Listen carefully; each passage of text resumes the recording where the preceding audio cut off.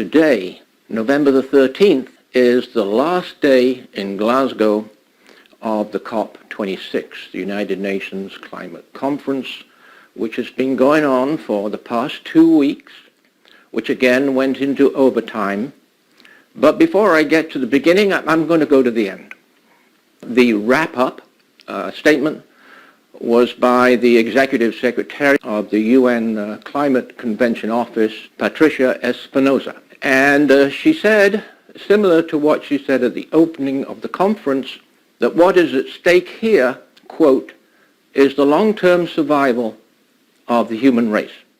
She called the Glasgow COP, the results, a bridge. And she explained that that meant that, okay, nothing really substantive has come out of this conference. It is not going to result in a reduction of emissions, but it could be, she said bravely, a bridge to action. Supposedly, action by the next COP, COP27. The last-minute outcome as a result of pressure by India and by China, two countries prevented a good outcome from this COP. These two countries watered down the proposal, the draft of on coal. The original draft, which Mr. Sharma hung on to during the negotiations, the original draft was that there would be a phase-out of coal. Also, the original draft was that there would be a phase-out of fossil fuel subsidies. On the crucial issues of the coal, fossil fuel subsidies, so the coal and fossil fuels generally, the wording was changed to become meaningless, which was that countries would accelerate their phase down of coal, which of course they're not doing actually, and countries would accelerate their phase out of fossil fuel subsidies, which obviously they're not doing because they're increasing their fossil fuel subsidies on a worldwide basis.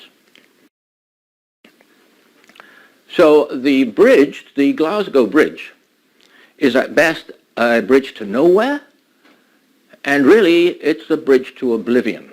At the end of the COP, it was announced that countries had agreed on a COP26 Glasgow Pact. I'd heard that it was going to be yet another roadmap, but this time they call it a Glasgow Pact. Well, similar to what the African government said some years ago, this is a suicide pact because it's an agreement to do nothing but keep on discussing, keep on having so-called work programs, and it was really, truly amazing. Because what the world needs is basically only two things. The world needs the termination of subsidies, the push and encourage the continued increase in greenhouse gas emissions. That's the one thing. It's very simple. We've known that forever.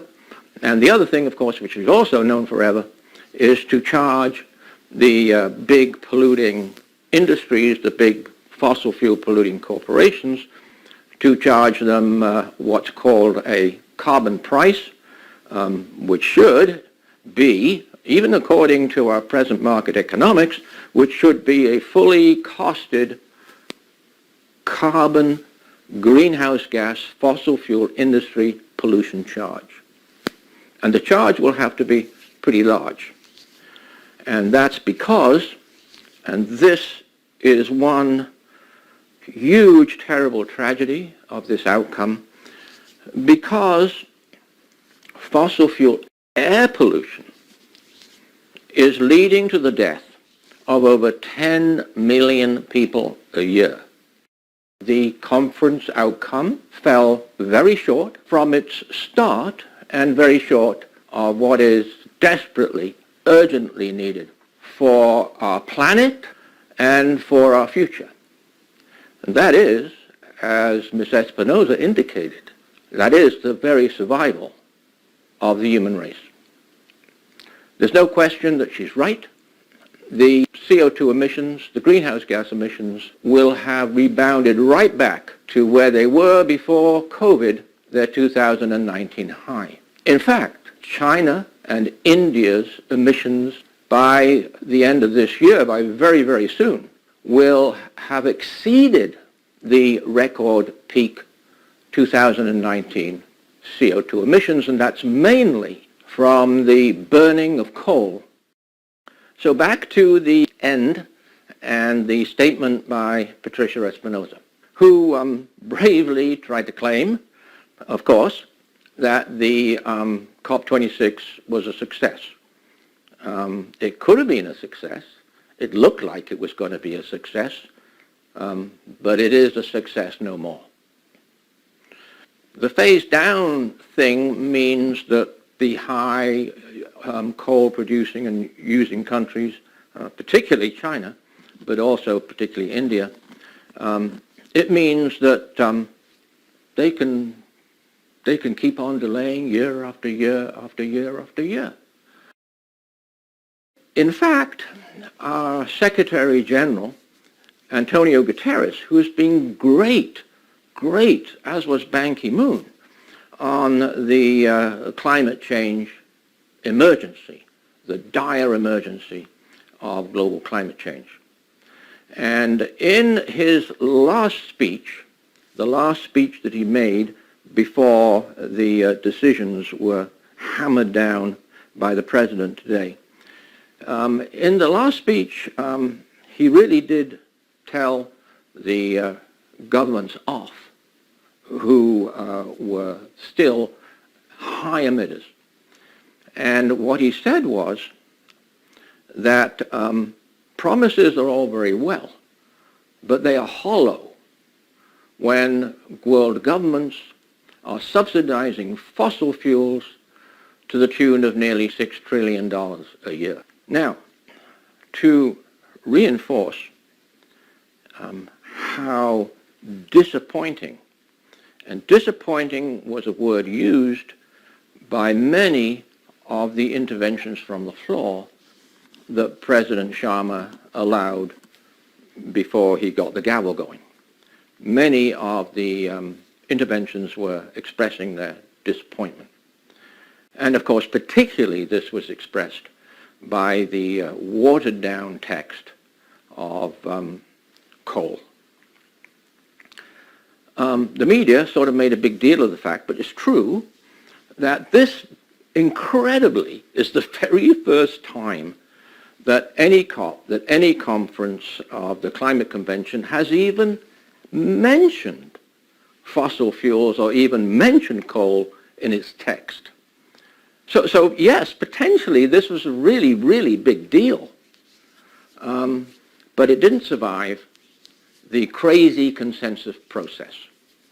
The crazy fossil fuel friendly consensus process which requires 100% agreement from every government on every word and every line that is finally approved by the conference.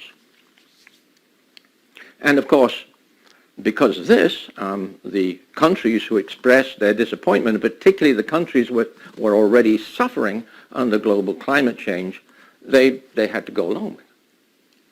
This is so disappointing, so tragic for our planet and all our great life on the planet, for nature, for all our species, why it is, and for humanity, for our children, for our young people, why this is so tragically disappointing, is that as the chair of the IPCC, the Intergovernmental Panel on Climate Change, Ho-Sung Lee said that he said in 2019, you've got to remember that global emissions of greenhouse gases have to go into immediate rapid decline by 2020. And he said, yes, that's next year. At the COP26 here in Glasgow opening, he said that He said that the global temperature increase will rise above 1.5 degrees C and above 2 degrees C if there is not an agreement to put emissions into immediate, rapid, large-scale decline. So that was right at the beginning of the conference. That was day one. And immediately, everybody started talking not of a rapid, immediate, or even decline in the next few years. People were talking about, 2030 and decades and 2050. Time we absolutely do not have. Mr. Timmermans, who was the chief negotiator of the EU, he made a statement. He held up a picture on his smartphone and said, "This is my grandchild. And if we don't have a strong agreement here in Glasgow, in the lifetime of my grandchildren, my grandchild here, people will be fighting for food." Now that, as I well know, is absolutely right. So this another non-decision, non-action, inaction from this latest COP26 is so terrible because things have been delayed by these COPs for so many years that now, as was acknowledged in the final text, that was acknowledged in the final conclusion, that there are regions that are suffering serious impacts from global climate change. So this was in the text. Despite that, of course, we didn't get any result on emissions. But this is so terrible because in Kenya, and I listened to the fine presentation by the young lady from Kenya who appealed to the negotiators to open their hearts. She said, in my country, Kenya, people are dying because of climate change. Our animals are dying because of climate change. And yes, that's in the media. Kenya is in a severe, protracted drought. And 2.5 million people are under threat. 2.5 million people are not getting enough food to eat in just that one African country. And of course, for all of this year, as I've been shocked by and I've been trying to point out, we have 1.5 million people in Madagascar. And I had thought that this was just a couple of years of drought, but actually I learned that it's 4 or 5 years of drought. So we have 1.5 million people in Madagascar who, according to the United Nations departments, put out repeatedly, are on the verge of famine, if not into famine already. And that the scientists and the UN departments have said, this is the first climate change-driven drought famine. Now, imagine that with this background, and with great speeches at the COP by such young people, imagine that the countries didn't all rush all together, right? To say, well, of course, of course we'll immediately pass legislation to terminate fossil fuel subsidies. You would have thought that they all rushed together to say, look, we can run our economy with zero coal. So let's cooperate, let's share, make available all our great clean renewable energy technologies, and we can get off coal in no time. But oh no, they didn't do that. They negotiated. How can you negotiate for planet Earth? How can you negotiate for Mother Nature to survive? For Mother Earth to survive? How can you negotiate that? How can you negotiate, as Patricia Espinosa said, on the threat rapidly increasing to the long-term survival of the human race? How can you negotiate that? Excuse me. Okay, I got a bit loud. But it really, really is extraordinary. And it really, really reflects what a lot of people have known for decades, that our world economy is a very, very bad thing. Our global economy has developed so that it encourages and favors more and more pollution of all kinds. Because our world economy doesn't account for the huge and increasing costs of environmental pollution, the worst of which comes from fossil fuels. Our economy, by its definition, does not include those costs. They call this externalities, which the UK Stern Committee explained to us very well back in 2006. So that is it's called a perverse economy by some, it's called an irrational economy by some. I'd call it an evil economy today because it's wiping out our future. The other horrible thing about our economy is that it doesn't account for or include future generations. All human rights, social rights, all economic rights, they are excluded like they don't exist. As almost my last thing to say is, has always been one huge absent member, one huge absent party, which never shows up and never even gets a mention in the climate change conferences, and that is the big investment banks. And those are the people, as we all know, right, who run the world, right? They're the people that decide that we're going to burn more and more and more fossil fuels. It's the investment banks that decide and finance the fossil fuel corporations that are busy with even bigger than ever projects of extracting even more fossil fuels. And so I'm afraid I do have to conclude by saying that the Glasgow Pact is no pact for the future. It's no pact for our glorious planet. It is a suicide pact, if it's a pact at all. And the bridge, the Glasgow Bridge, they love these buzzwords, in these big conferences. The Glasgow Bridge, as the Secretary General Antonio Guterres indicated in a speech by saying that we are looking at the abyss. It's a bridge to the abyss. It's a bridge to nowhere but oblivion.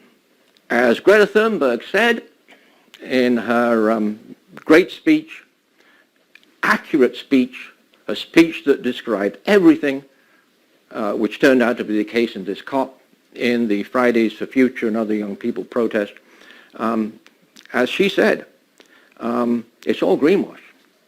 These conferences are a celebration, as she said, for business as usual. And we've been known for decades that business as usual is not an option. Business as usual, more fossil fuels, more pollution of all kinds, just leads to oblivion.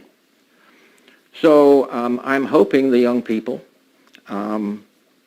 will give up any confidence on the cops and do their own thing.